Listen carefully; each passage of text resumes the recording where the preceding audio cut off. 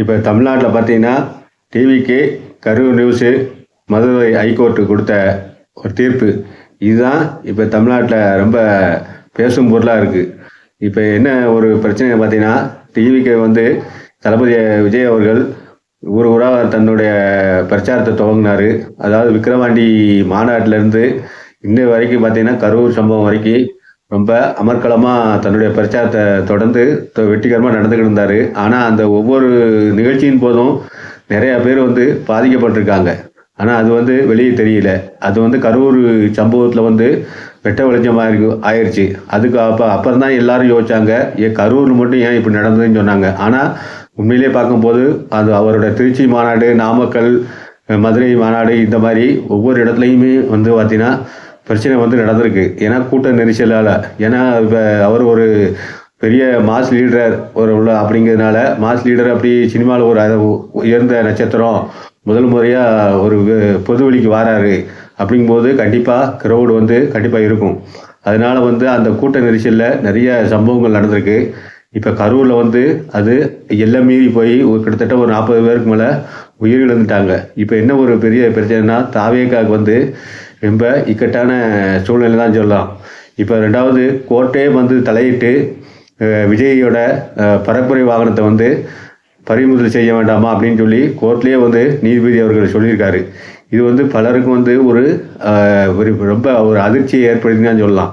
2வது புஷி ஆனந்த், ஆதவ் அர்ஜுனா, நிர்மலகுமார், இப்போ நாமக்கல் மாவட்ட செயலர் அவங்கெல்லாம் பார்த்தீங்கன்னா இப்போ தலைமறைவாகவே இருக்காங்க. அப்படி இருக்கும்போது மற்ற தொண்டர்களோடு வந்து என்ன நினைப்பாங்க, கட்சியை பற்றி என்ன நினைப்பாங்கன்னு நாமளே யூகம் பண்ணிக்கலாம். இப்போ அதாவது விறுவிறுன்னு வந்த ஒரு கட்சி நிர்வாகி, அந்த கட்சியோட நிர்வாகிகள் வந்து ஓடி ஒழிகிற அளவுக்கு சம்பவம் நடந்துன்னு சொன்னால் உண்மையிலே ஒரு ஒரு வெக்கக்காடான விஷயம்தான் சொல்லணும். இல்லைன்னா தொடர்ந்து துணிச்சலாக வந்து கேஸை வந்து எதிர்கொள்ளணும். ஏன்னா இப்போ போலீஸு தெரிஞ்சால் கூட வீட்டில் இருக்கணும். ஓடி ஒழிஞ்சால் கண்டிப்பாக அந்த கட்சியோட எதிர்காலம் என்ன மாதிரி இருக்கணும்னு நம்ம சொல்லி தேவையில்லை. 2வது பார்த்தீங்கன்னா இப்போ புஷி ஆனந்த் அவர்கள் வந்து பார்த்திங்கன்னா ஜாமீன் கேட்டிருக்காரு. ஜாமீன் அதாவது கரூர் சம்பவத்தில் வந்து எனக்கும் கரூர் சம்பவத்துக்கும் தொடர்பு இல்லை, நான் கட்சி செயலாளர் தான். அந்த கரூர் நிகழ்ச்சி ஏற்பாட்டாளர் வந்து வேற ஒரு ஆள், அவரை நீங்கள் கைது பண்ணதுக்கு வந்து நியாயம். ஆனால் என்ன கைது பண்ணுறது வந்து எந்த விதத்துலேயும் நியாயம் இல்லை அப்படின்னு சொல்லி ஒரு வாதத்தை வந்து ஹைகோர்ட்டில் வச்சுருக்காரு. உண்மையிலே இது வந்து ஒரு நிறைய தாவேக்கனர் வந்து அதிர்ச்சிக்குள்ளாகியிருக்காரு. ஏன்னா கட்சின்னு வந்தால் எல்லாருமே சமம்தான்.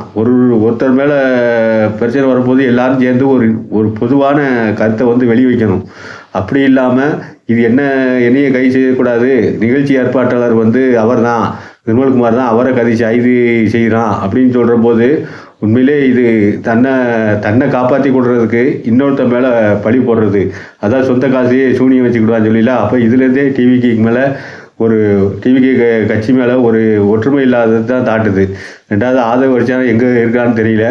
இப்போ விஜய் வீட்டை சுற்றி பலத்த போலீஸ் பாதுகாப்பு போட்டிருக்காங்க. அவங்க கண்டிப்பாக அவரை அரெஸ்ட் பண்ணதுக்கு உண்டான வாய்ப்பு இருக்கான்னு சொன்னால் அது போக தான் தெரியும் அரசாங்கம் வந்து என்ன நடவடிக்கை எடுக்க போகிறாங்கன்னு. 2வது இப்போ விஜயோட கட்சி வந்து ரொம்ப ஒரு இக்கட்டான சூழலோட அவங்க ரசிகர்களே வந்து குழம்பி போயிருக்கான்னு தான் சொல்லணும். ஏன்னா இந்த மாதிரி அடுத்தடுத்து அதாவது இப்போ திமுக வந்து ஒரு ஏதாவது சொன்னால் அதுக்கு வந்து இப்போ விஜய் கட்சியிலேருந்து எதிர்வினை ஆட்டலாம், எதிர்கருத்து கொடுக்கலாம். இப்போ கோர்ட்டில் வந்து ஒரு தடாலடியான ஒரு சரமாரியான கேள்வி கேட்கும்போது நம்ம கண்டிப்பாக கோர்ட்டுக்கு தீர்ப்பை வந்து நம்ம அவமதிக்க முடியாது. அவங்க சொல்கிறத கேட்டுதான். என்னென்னா இப்போ ஏதாவது இவ்வளவு சம்பவங்கள் நடந்திருக்கு. அந்த சம்பவம் கரூரில் இவ்வளோ பேர் மரணத்துக்கப்புறம் எல்லா கட்சிக்காரங்களும் கரூரில் இருக்காங்க. ஆனால் அந்த நிகழ்ச்சி ஏற்பாடு செஞ்ச தாவேக்காவும் அந்த கட்சி தலைவர் அந்த நிர்வாகிகள்லாம் அந்த இடத்த விட்டு காலி பண்ணிட்டாங்க. இது வந்து ரொம்ப வேதனைக்குரியதுன்னு சொல்லி நீதிபதி அவர்கள் சொல்லியிருக்காரு. அதாவது மரணத்தை ஏற்படுத்திட்டு இங்கேருந்து தப்பிச்சு ஓடின மாதிரி அவங்கள கண்டிப்பாக பிடிச்சி தண்டனை கொடுக்கணும், ஜெயிலில் போடணும், விஜயோட வாகனத்தை பறிமுதல் செய்யணும். அப்படிங்கும்போது கண்டிப்பாக இது எந்த ஒரு தாவேக்கா தொண்டருக்குமே வந்து அதிர்ச்சியாக தான் இருக்கும்.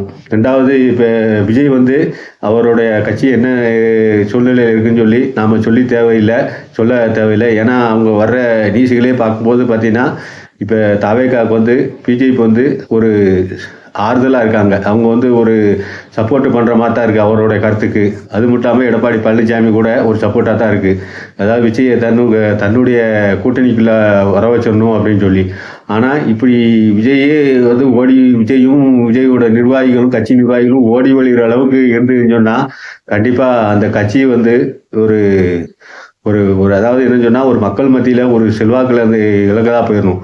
ஒரு தன்னிச்சையான கூட்டம் வரும்போது அதை எதிர்கொண்டு ஒரு கட்சி எப்படி வலுத்து ஒரு வெற்றி பாதை கொண்டு போகணுன்னு விஜய் வந்து நிறைய கற்றுக்கணுன்னு தான் சொல்லலாம். ஏன்னா இப்போ கோட்லேஜ் விட்டால் விஜய்க்கு வந்து தலைமை பண்பு இல்லை அப்படின்னு சொல்லிட்டாங்க. ஏன்னா அது காரணம் வந்து முழுக்க அன்னைக்கு கரூரில் 40 பேர் உயிரிழந்ததுக்கப்புறம் அவர் சென்னை போனது தான் ஒரு பெரிய கேள்விக்குறியாக இருக்குது. அவர் அட்லீஸ்ட் திருச்சியிலையாவது ஒரு பேட்டி கொடுத்துக்கலாம், இந்த நிகழ்ச்சிக்கு வந்து ஒரு வருத்தத்தை வச்சுக்கலாம், இல்லையே பக்கத்துலையாவது திருச்சியிலேயோ பக்கத்தில் மாவட்டத்திலேயாவதும் முகாமிட்டிருக்கலாம். ஆனால் அதையெல்லாம் செய்யாமல் சென்னைக்கு போனது தான், அதாவது தப்பு செஞ்சுட்டு சென்னைக்கு ஓடிட்டாரு அப்படிங்கிற ஒரு அவப்பேர் வந்து தளபதி விஜய் அவர்கள் வாங்கியிருக்காரு.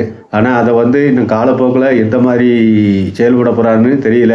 இப்போ அவருடைய கண்டிப்பாக அவர் தேர்தலில் தனித்து போட்டிக்கிடுவாரா இல்லை பாஜகவோட கூட்டணி சேருவாரா என்கிறது பொறுத்து தான் பார்க்கணும்.